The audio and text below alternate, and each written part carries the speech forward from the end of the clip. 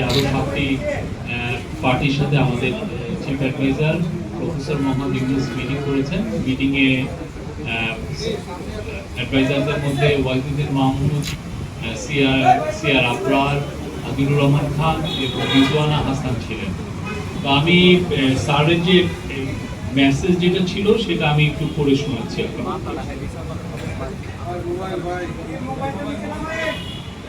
যে পার্টিগুলো ছিল সেই পার্টিগুলো হচ্ছে এবি পার্টি, নাগরিক ঐক্য, গণসংহতি আন্দোলন, গণ অধিকার পরিষদ, এলডিপি, ইসলামী আন্দোলন বাংলাদেশ, জাতীয় গণফ্রন্ট ও হেফাজতে ইসলাম বাংলাদেশ।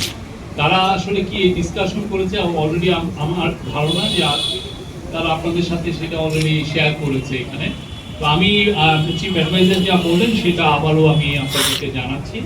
প্রধান উপদেষ্টা বৈঠকে সুস্পষ্টভাবে বলেছেন নির্বাচন ফেব্রুয়ারি মানে 2026-এর ফেব্রুয়ারির প্রথমার্ধেই অনুষ্ঠিত হবে। সুষ্ঠু ও উৎসবমুখর নির্বাচনের জন্য রাজনৈতিক দলগুলোর কাছে তিনি পরামর্শ চেয়েছিলেন মিটিংয়ে।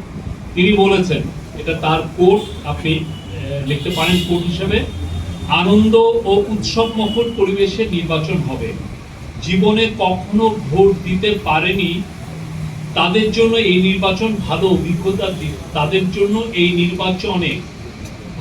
অভিজ্ঞতা দিতে হবে।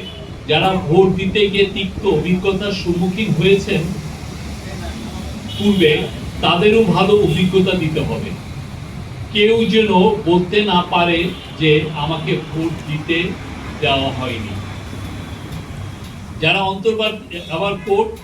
যারা অন্তর্বর্তীকালীন সরকারকে নির্বাচন পর্যন্ত পৌঁছাতে দিতে চায় না, তারা যত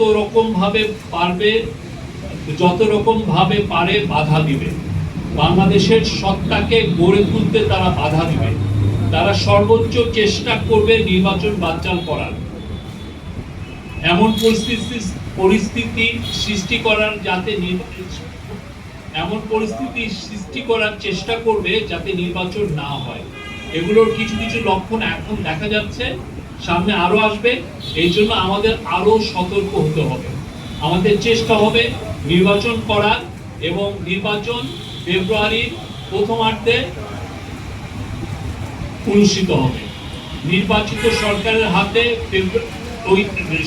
হাতে আমরা ক্ষমতা হস্তান্তর করব। এবারে নির্বাচন অনন্য নির্বাচন, এটা অন্তর্বর্তীকালীন সরকারের নির্বাচন নয়, এটা এদেশের সকল মানুষের, সকল রাজনৈতিক দলের নির্বাচন।